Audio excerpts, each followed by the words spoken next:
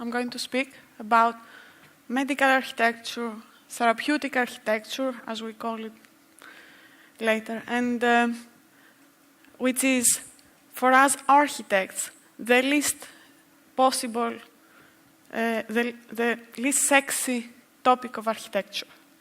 It needs a lot of hard work to deal with it, in terms of studying hours, but also in terms of strength, mental strength, sometimes to deal with this.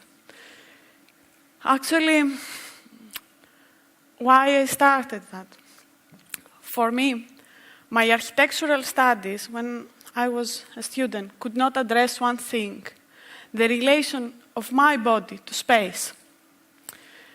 And architecture used to be, and I can say it's even more, about iconic buildings, about buildings that can add value to places, to plots of land, to those who construct them, and by star architects. And these buildings are not necessarily compatible with humans. And architects tend to do their buildings in the way that can advance their careers, and also that photograph nice. It's like photogenic buildings, preferably in white, which is a color that you see stronger in nature, and it's also a color that allows you to have beautiful pictures in our journals and magazines, which at my time, when I started, used to be black and white.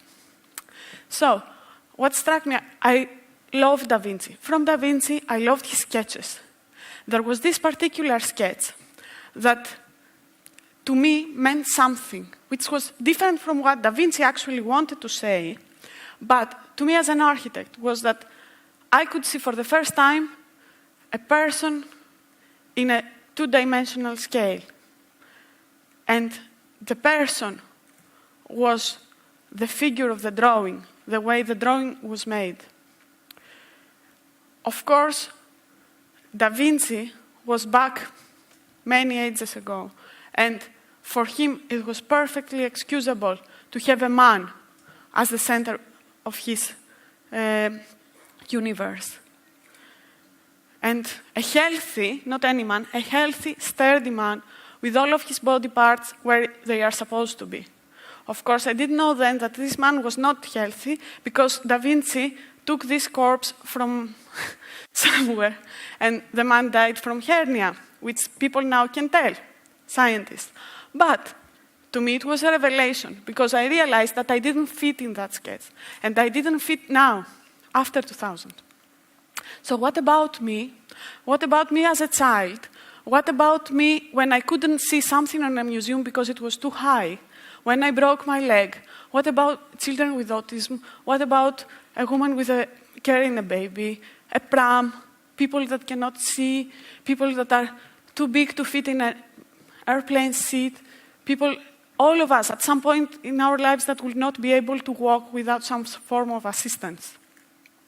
So I joined the field, and in this field I studied. And studying, I realized that all these issues were addressed a little bit less or a little bit more, but they were addressed. And there was ongoing research, and there were results, and space could help people, and we had buildings where we could make places friendlier with people with Alzheimer's disease, and people could use the space better and have less symptoms during their time in the actual buildings. But there was something missing, and that something was mental illness. Mental ill people were not back then amongst us. When I started working in this, it was when Greece started its psychiatric revolution. So it was when people were still in the Leros asylum. So I couldn't see them. And then they started going out in the community, in new facilities. But these new facilities were based on assumptions. And I traveled a lot. I saw in several continents, I visited over 200 asylums and mental health facilities, old and very new. Some of these buildings, brand new, had to be demolished and were demolished soon after opening. The reason was that they were completely unfit for their purpose. Architects did not know how to design for mental illness. And planners could not help them. And guidelines were not there. So all these buildings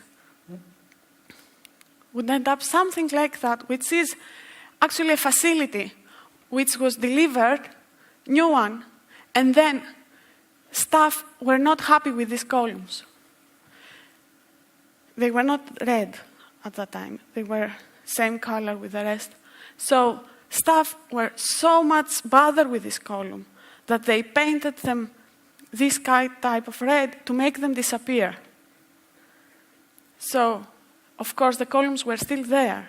But what was clear to me was that staff could express their anxiety of how enervating these columns were to them. So something had to change. So I decided to design a model for the planning of psychiatric facilities that would be according to the needs of the people, and that the function that should be performed there could be performed according to the regime that staff had been taught in their schools. And it's quite often that medical staff or other carers have to change what they consider as best practice because the buildings are unsuitable for this practice. And this is wrong. So, what I saw after visiting a lot of facilities, and what I consider very important, was taking interviews of staff and also involving very closely with interviews the actual users, the mentally ill people, which was the first time that somebody involved in a research of architecture, people with mental illness. So, what I saw was that people felt unsafe in these environments. I mean, they had to be there by law, and because they were considered dangerous, but they were in the same room with other dangerous people. And then they were incapacitated by the building. Sometimes they could perform just simple things, like moving a chair in their room. Not because they were not capable, because the chair was too heavy to lift. And the other thing that it was very clear to me was that these people were socially isolated. They're lonely, extremely lonely. So this had to change. And this could change by creating safe environments. But knowing how an environment could be safe and feel safe and secure. And the other thing is that people should have their competence restored. There were ways that could make the buildings able to allow people do things. And finally, people should have the ability to interfere in their space. So they had to restore their personalization of space and their choice in their spaces. So I designed this model. It's a scientific model of planning and evaluating buildings and design new buildings. And if this was any architects with knowledge could use the model to redesign the facility might be like that. The columns, of course, are still there. They are not bothering. So, what I would suggest, for me it's important that architects should know about physiology.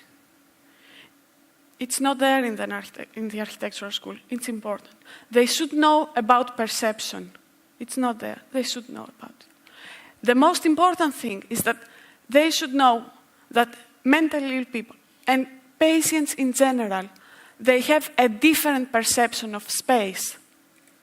So, architects and normal people perceive space in a different way from the perception of space by ill people, no matter what the illness is. And we have to know this perception. And neurobiologists do. Architects don't do. This is very important. What I found out during all this year of practicing and researching is that mentally ill people, for example, I take mental illness as an example, do know about their spaces. And they see space differently from the rest of us. So, it's very important, and it's a challenge to help me change this reality that mentally ill people are not involved in the design and the actual construction of their spaces. Thank you.